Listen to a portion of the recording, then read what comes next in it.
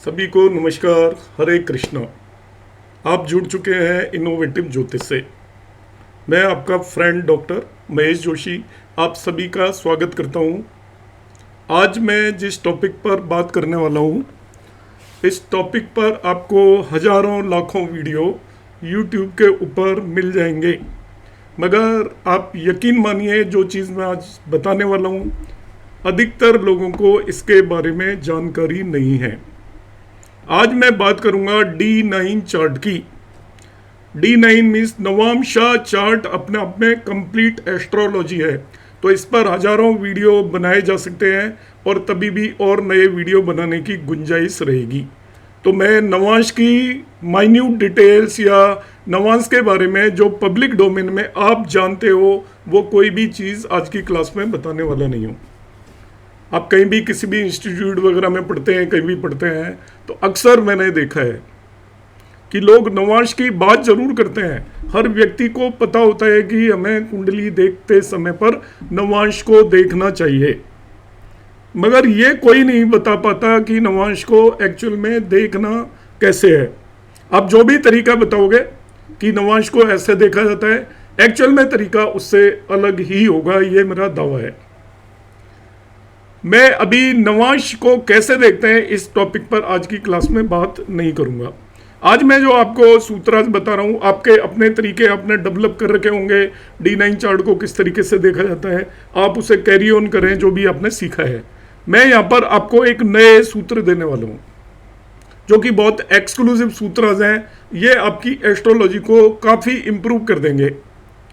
South India के अंदर D1 chart की बजाय बहुत सारे एस्ट्रोलॉजर केवल नवांश चार्ट से आपकी लाइफ के सभी इवेंट के बारे में कंप्लीट प्रेडिक्शन दे देते हैं। आज मैं आपको सर्टेन इवेंट्स के बारे में बहुत एक्यूरेट प्रेडिक्शन देने का तरीका यहाँ पर बताने वाला हूँ। मेरी जो क्लास के मेन टॉपिक है वो है 64th नवांशा एंड 55th नवांशा। पुष्कर नवांशा आपने सुना होगा, वर्गोत्तम नवांशा आपने सुना होगा। ये सभी टॉपिक्स बहुत ही इंपॉर्टेंट हैं जब हम नवांशा को डिस्कस करते हैं। बेसिकली D9 चार्ट क्या बताता है? आपकी लग्न कुंडली आपकी फिजिकल अपीयरेंस को बताती है। आप कैसे दिखते हैं, आपका मनोबल कैसा है, आपका मन कैसा है, आपके अंदर स्ट्रेंथ कैसी है, आपका प्रोफेशन कैसा है, सभी कुछ आपका D1 चार्ट बताता है। आपकी कुंडली का मून आपके मन की स्ट्रेंथ को बताता है, मेंटल स्ट्रेंथ। एक पर्सन के अंदर दो विजिबल स्ट्रेंथ होती है, एक उसकी मेंटल स्ट्रेंथ जो दूसरे लोग भी पहचानते हैं कि मेंटली बहुत स्ट्रांग बंदा है, मन से बहुत मजबूत है या मन से बहुत कमजोर है, बहुत इमोशनल है। और एक होता है आपका अपीयरेंस। आप कहीं पर काम करते हैं तो वहां पे दिखता है आपके काम करने की क्षमता एक्सटर्नली। तीसरी जो चीज होती है आपकी इंटरनल पावर्स को, आंतरिक शक्ति को जो बताता है वो होता है नवांशा चार्ट। और आपकी जिंदगी के जितने भी काम हैं वो जब हम लग्न कुंडली से देखते हैं जैसे होने चाहिए उस तरीके के नहीं होते। उसका रीजन क्या है कि हम जब भी कुछ करते हैं तो हमारी एक्सटर्नल स्ट्रेंथ पर ही निर्भर नहीं करता, वो इंटरनल स्ट्रेंथ पर भी निर्भर करता है। मैं आपको एग्जांपल देता हूँ। आपके अंदर बहुत ताकत है, आपकी भुजाओं के अंदर, बाजुओं के अंदर बहुत आप मजबूत हैं, मगर आप काम नहीं करना चाहते। आप सोचते हैं मैं तो आराम करूंगा, सोऊंगा, तो आपसे काम नहीं लिया जा सकता। बाहर से जो आपको देखेगा वो सोचेगा ये तो बहुत ही मेहनती आदमी होगा और आसानी से इसके घर के सारे काम कर लेता होगा, मगर क्योंकि उसकी इंटरनल इच्छा ही नहीं है उन कामों को करने की, तो शरीर में ताकत होने के बावजूद भी यदि इंटरनल आपके अंदर स्ट्रेंथ नहीं है, अंदर से जिसे हम बोलते हैं इच्छा शक्ति की कमी है, या आपके अंदर जो भी काम, एक कोई भी काम करने के दो पहलू होते हैं। एक होता है एक्सटर्नल पहलू, एक होता है इंटरनल पहलू। हमें कुछ काम करने के लिए कहा जाए, हम दबाव में आकर काम कर रहे हैं मगर मन से काम नहीं कर रहे हैं, तो वो एक्सटर्नल पहलू हो गया। और हम मन से भी कर रहे हैं और आपके तन से भी कर रहे हैं, तब एक्चुअल में वो काम कंप्लीट होता है। इसलिए आपकी जिंदगी के जितने भी इवेंट होते हैं वो नवांशा चार्ट उसकी इंटरनल स्ट्रेंथ को, अंदर की गहराई को रिप्रेजेंट करता है। जो भी चीजें जन्म कुंडली में दिखाई देती है एक्चुअल में वैसी वो नहीं होती।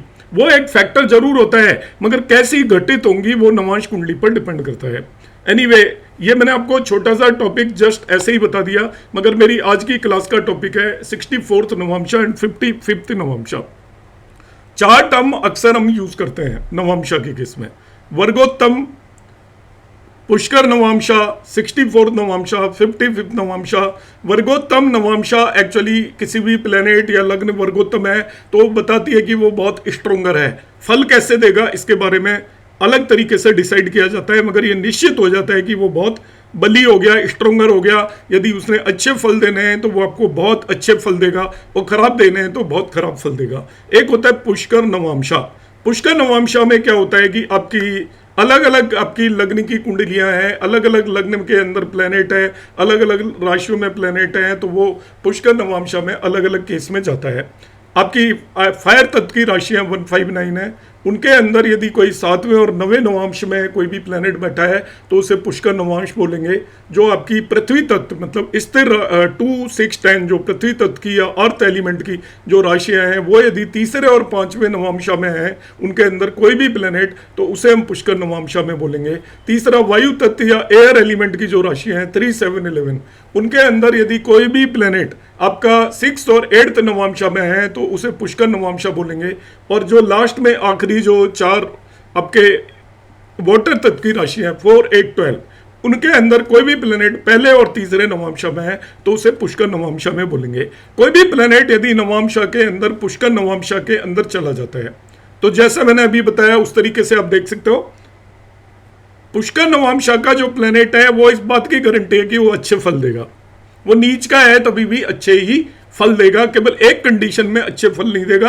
आपकी हेल्थ रिलेटेड इश्यूज में या किसी व्यक्ति की डेथ होने वाली है तो पुष्कर नवांशा वाला प्लेनेट आपको प्रोटेक्ट नहीं करेगा, बाकी सभी केसेस में वो अच्छे रिजल्ट देता है। 64th नवांशा और 55th नवांशा के लिए मेरी आज की क्लास है, तो मैं अभी शुरू करता हूं। अभी तक जो मैंने बताया वो मैंने इस टॉपिक से रिलेटेड बातें थी तो थोड़ा एक्सप्लेन करने की कोशिश की।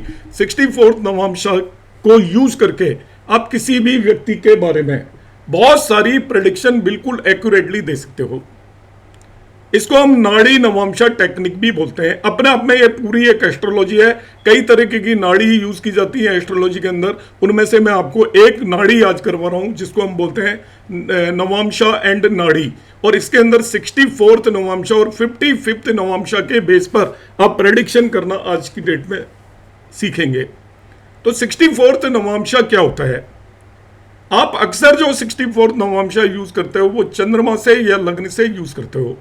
चंद्रमा से 64th नवांशा हम कैसे निकालते हैं, लग्न से कैसे निकालते हैं, वो अभी मैं आपको बताऊंगा। 64th नवांशा की जो पोजीशन है वो आपकी कुंडली की बहुत ही अशुभ पोजीशन मानी जाती है। एक आपके जब हम नवांशा में कुंडली बनाते हैं तो टोटल 108 नवांशा आते हैं। हर राशि के 9 नवांशा हैं, टोटल 108 नवांशा आते हैं। उन 108 नवांशा के अंदर 10 नवांशा 10 आपके 64th नवांशा की पोजीशन को लेते हैं। 10 नवांशा कैसे? लग्न से एक 64th नवांशा होगा और बाकी 9 ग्रहों से भी एक एक 64th नवांशा होगा। तो आपकी कुंडली के अंदर 10 64th नवांशा हो सकते हैं मैक्सिमम, और 10 से कम भी हो सकते हैं। 10 से कम होंगे, मैं बताऊंगा कब होंगे। तो 64th नवांशा को किस तरीके से यूटिलाइज किया जाता है, किस तरीके से निकाला जाता है, तो सबसे पहले मैं निकालना सिखाऊंगा और उसके बाद उसके बेसिस पर कैसे प्रेडिक्शन की जाती है वो मैं आपको सिखाऊंगा। आपने यदि चैनल अभी तक सब्सक्राइब नहीं किया है तो जरूर सब्सक्राइब करें, और रिक्वेस्ट है इस वीडियो को आप अपने सभी दोस्तों के साथ जरूर शेयर करें, क्योंकि मैं ये लेकर ही इसलिए आ रहा हूं कि अधिकतर लोग इन चीज़ों को सीखें। आप देख रहे हैं, ये आपकी ड्यूटी है कि आप यदि किसी को जानते हैं जिसे एस्ट्रोलॉजी आती है उसे भी इस वीडियो के बारे में आप जरूर बताएं, क्योंकि ये मैं एक रेयर नॉलेज है जो कि CS पटेल सर ने मुझे दी थी या बहुत अपने स्टूडेंट्स को दी थी, वो मैं आपको दे रहा हूँ। ये हमारी कुंडली है, नवांश कुंडली मैंने बनाई है। लग्न कुंडली को बिल्कुल भी यूटिलाइज मैं नहीं कर रहा हूँ, ओनली नवांश कुंडली। 64 नवांशा क्यों अशुभ होता है मान के चलिए। आप आपको पता है एक राशि के अंदर 9 नवांशा होते हैं। 9 हिस्सों में हम डिवाइड कर लेते हैं, एक राशि को 9 पार्ट में डिवाइड करते हैं हर एक राशि को। तो पहली राशि के अंदर 9 होंगे, दूसरी में 9 होंगे, ऐसे आपके 7th हाउस तक हम जाएंगे तो 63 नवांशा पूरे हो जाते हैं। और 8th हाउस का पहला नवांशा आपका 64th नवांशा होता है। 8th हाउस अशुभ होता है, इसलिए इसको हम 64th नवांशा बोलते हैं।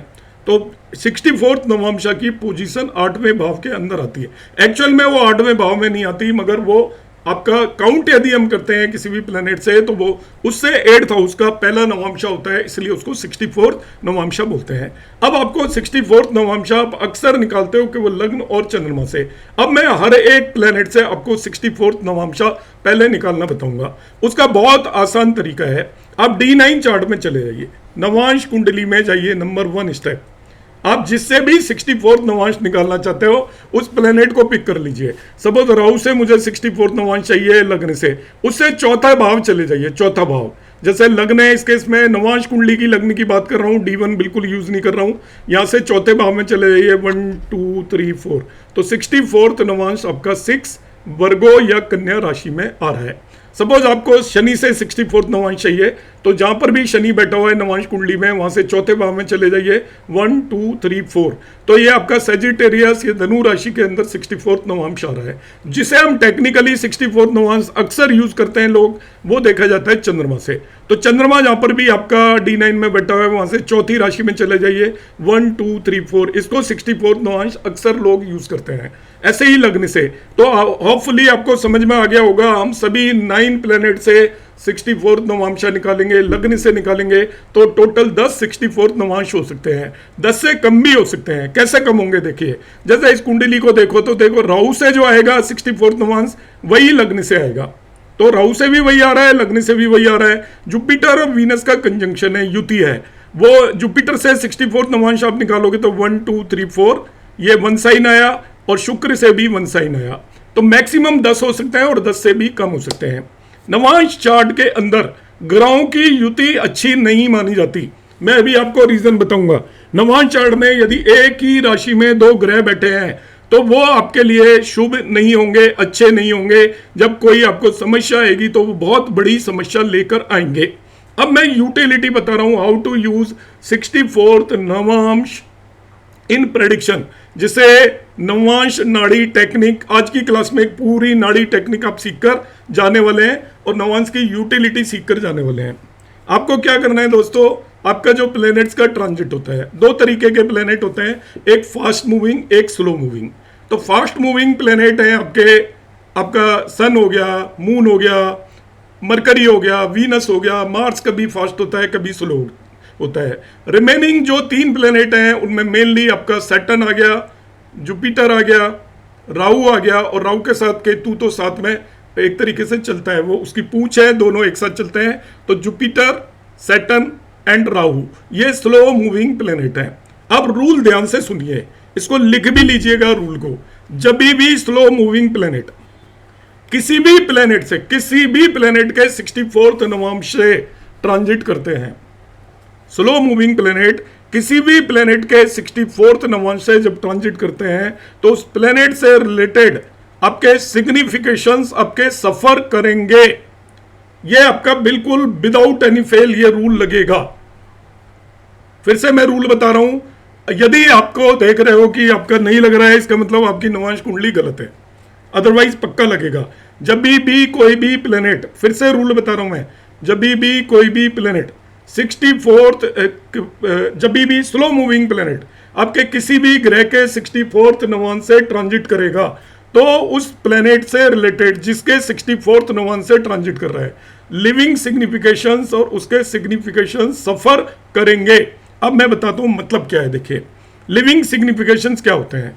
आपका लग्न है, इसका मतलब आप सेल्फ, आप जैसे इस व्यक्ति की लग्न है, मैं लग्न की बात कर रहा हूं D9 चार्ट में, इसकी लग्न 3 है, लग्न से 64th नवांश हो गया 6, तो 6 साइन से जब भी शनि, 6 साइन से जब भी राहु, 6 साइन से जब भी आपका जुपिटर ट्रांजिट करेगा, तो आप ये मान के चलिए उस व्यक्ति की हेल्थ से रिलेटेड प्रॉब्लम आने वाली है, लग्न से रिलेटेड प्रॉब्लम उसको आने ही वाली है, वो रुक नहीं सकती। शनि ट्रांजिट कर रहा है तो 2.5 साल तक वो उसको प्रॉब्लम रहेंगी। इसी तरीके से यदि दूसरा प्लेनेट होता है हमारा सूर्य, सूर्य आपके पिता का कारक होता है, गवर्नमेंट का कारक होता है, आपकी नेम फेम का कारक होता है। सूर्य से, जैसे इस केस में इस कुंडली में सूर्य से 64th नवांश आया, 1 2 3 4 2 साइन, जब भी 2 साइन से आपका जुपिटर अभी ट्रांजिट होकर आए टू साइन से आपका सैटर्न, टू साइन से राहु जब भी ट्रांजिट करेगा तो इस व्यक्ति के पिता से रिलेटेड प्रॉब्लम आएगी। इवन पिता की डेथ हो सकती है, एक्सीडेंट हो सकता है, बीमार हो सकते हैं, इसके मान सम्मान में कमी आएगी, गवर्नमेंट से इसको प्रॉब्लम आएंगी, ऐसे मानकर चलेंगे। चंद्रमा से देखिए इसका 64 नवांश 1 2 3 4 4 साइन में, जब भी 4 साइन से जुपिटर अभी आने वाला है 4 साइन में, राहु जुपिटर और सैटर्न जब भी ट्रांजिट करेंगे, इस पर्सन की मदर को प्रॉब्लम आ सकती है, इसको मेंटल प्रॉब्लम हो सकती है, पर्सन को खुद भी मानसिक तौर पर यह परेशान हो सकता है, मून से रिलेटेड सिग्निफिकेशन सफर करेंगे। अब नेक्स्ट प्लेनेट देख लेते हैं मार्स। तो मार्स छोटे बहन भाई का कारक होता है, आपके शारीरिक बल का कारक भी होता है मार्स, स्ट्रेंथ का कारक होता है मार्स, लैंड का कारक होता है मार्स। तो जब भी मार्स है 64 नवांश, तो मार्स यहां पर है, इससे 64 नवांश इस व्यक्ति के लिए जब भी 8 साइन है, 8 साइन में जब भी जुपिटर, राहु और सैटर्न ट्रांजिट करेंगे तो इस पर्सन के छोटे बहन भाई को प्रॉब्लम होगी, इसको लैंड से रिलेटेड प्रॉब्लम होगी, शारीरिक बल में कमी आएगी, ऐसा हम कह सकते हैं। मार्स के बाद मैं बात करता हूं मरकरी। मरकरी एक्चुअली बिजनेस को रिप्रेजेंट करते हैं, बुद्धि को रिप्रेजेंट करते हैं, कजन्स को रिप्रेजेंट करते हैं और एजुकेशन को रिप्रेजेंट करते हैं। अब देखना पड़ेगा वो एजुकेशन की एज है क्या। तो यहां पर देखिए 1 2 3 4 64 नवांश हो गया 10 साइन। तो जब भी 10 साइन से आपका राहु आएगा, जुपिटर आएगा या सैटर्न आएगा तो इस पर्सन की एजुकेशन सफर करेगी, माइंड सफर करेगा, यदि बिजनेस कर रहा है तो बिजनेस सफर करेगा, होगा ही ये सर्टेनली, इसका कोई एक्सेप्शन नहीं है। इसी तरीके से जुपिटर है आपका, जुपिटर आपके गुरु को रिप्रेजेंट करता है, जुपिटर जीव को भी रिप्रेजेंट करता है, मान सम्मान को भी रिप्रेजेंट करता है, पैसा मानकर चलें। जुपिटर से 64 नवांश के में यदि जब भी कोई भी प्लेनेट आपका जाएगा तो आपके घर के अंदर किसी की डेथ भी हो सकती है, ऐसी भी संभावना है, खुद व्यक्ति की हेल्थ भी खराब हो सकती है, उसका मान सम्मान खराब हो सकता है जब 3 स्लो मूविंग प्लेनेट इसके 64 नवांश से जाएंगे।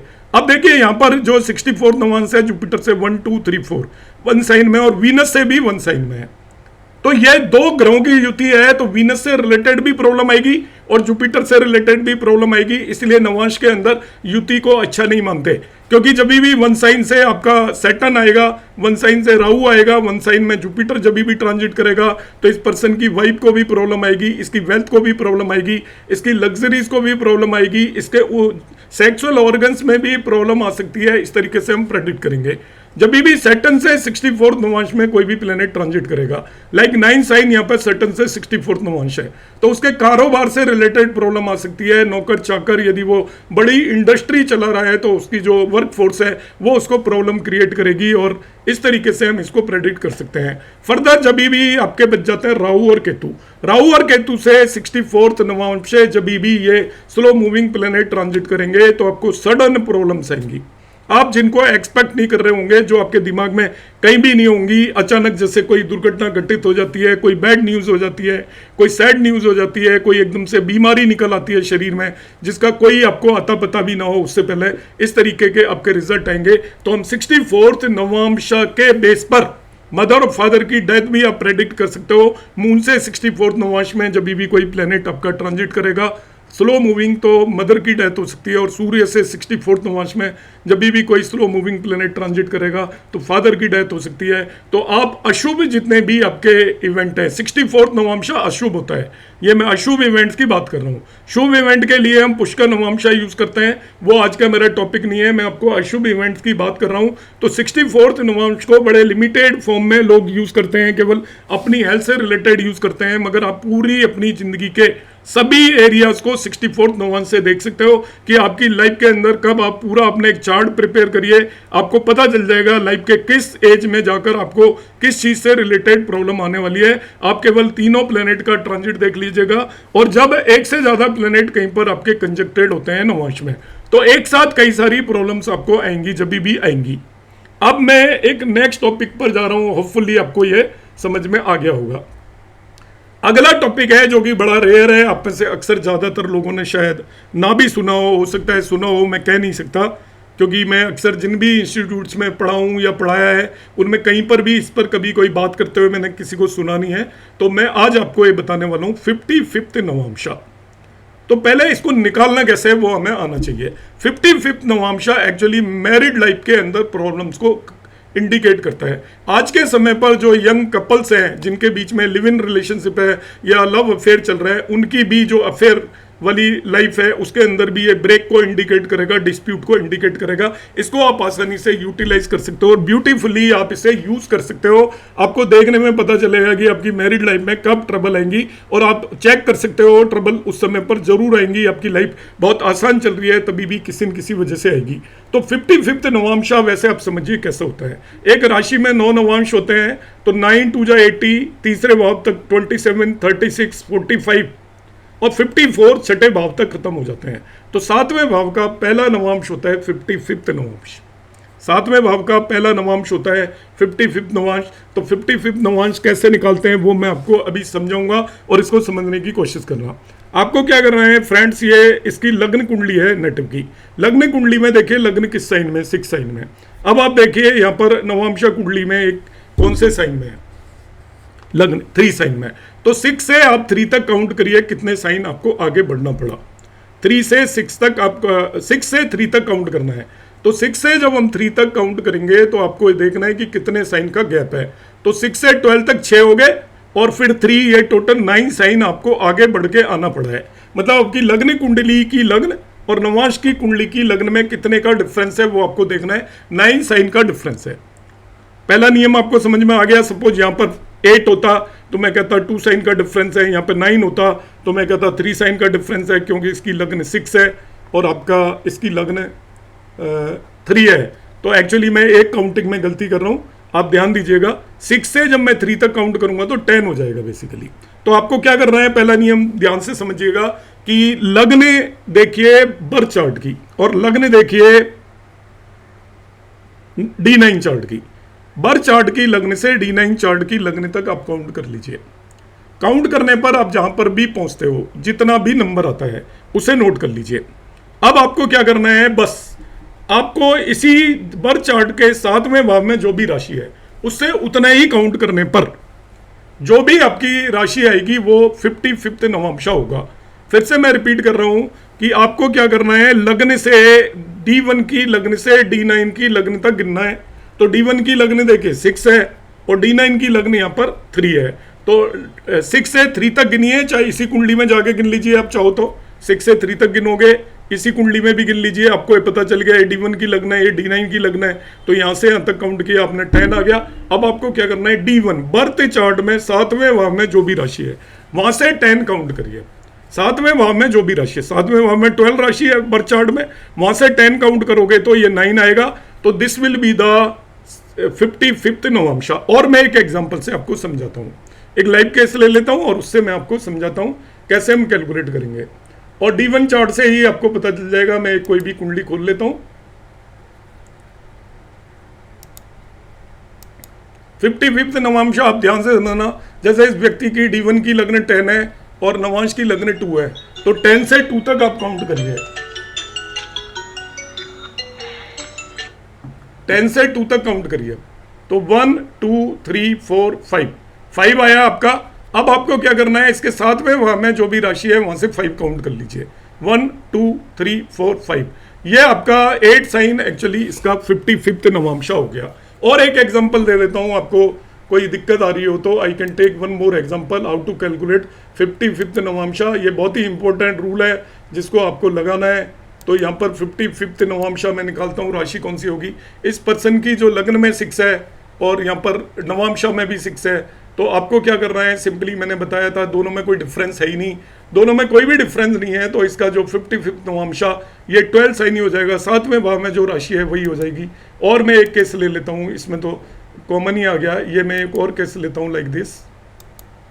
तो इसकी लग्न में 3 साइन है और नवांशा में 7 है। तो यहाँ से नवांशा राशि तक गिनिए 1 2 3 4 5। तो 5 आया आपका। अब आपको क्या करना है, 7वें भाव में जहाँ पर D1 में जो राशि है उससे 5 गिनिए 1 2 3 4 5। तो 1 साइन इसका एक्चुअली हो गया 55th नवांशा। अब नियम क्या है, बड़ा सिंपल सा नियम है, याद रखिएगा। जब भी 55th नवांशा से सैटर्न, राहु या जुपिटर ट्रांजिट करेंगे आपकी मैरिड लाइफ के अंदर प्रॉब्लम आएगी ही आएगी। सिंपल रूल है। आप अपनी कुंडली का 55th नवांशा फाइंड आउट करिए। 55th नवांशा फाइंड आउट करने का तरीका होता है, आपकी लग्न से नवांशा लग्न कितने भाव आगे गई है उतना आप काउंट कर लो। तो 7th हाउस में जो भी राशि है उससे उतने ही भाव आगे काउंट करने पर आपको 55th नवांशा पता चल जाएगा। जब आपको 55th नवांशा पता चल जाता है, अब आप देखिए कि उस पर जब भी सैटर्न, राहु या जुपिटर ट्रांजिट करेंगे, आपकी मैरिड लाइफ के अंदर डेफिनेटली प्रॉब्लम आने वाली है। उम्मीद है आपको ये दोनों कंसेप्ट समझ में आए होंगे। आपको वीडियो कैसा लगा? आप में से बहुत सारे दोस्त कमेंट करते हैं, बहुत सारे लोग बिल्कुल भी नहीं करते, तो उनसे सभी से रिक्वेस्ट है आप अपने जो भी व्यूज़ हैं ज़रूर दें। यदि आपको वीडियो बिल्कुल पसंद ना आया हो तो आप डिसलाइक करें, और पसंद आया हो तो लाइक करना ना भूलें। ये आप अपनी ड्यूटी बनाएं, जरूरी नहीं है वो आप मेरे वीडियोस देख रहे हो, किसी के भी वीडियो देखते हो, ये हमारा धर्म बनता है। जब कोई व्यक्ति आपके लिए मेहनत करके एक वीडियो बना रहा है तो आप उस पर एक थोड़ा सा अपना आशीर्वाद दें, या आपको पसंद नहीं आया है तो उसको डिसलाइक जरूर करें। नमस्कार, धन्यवाद।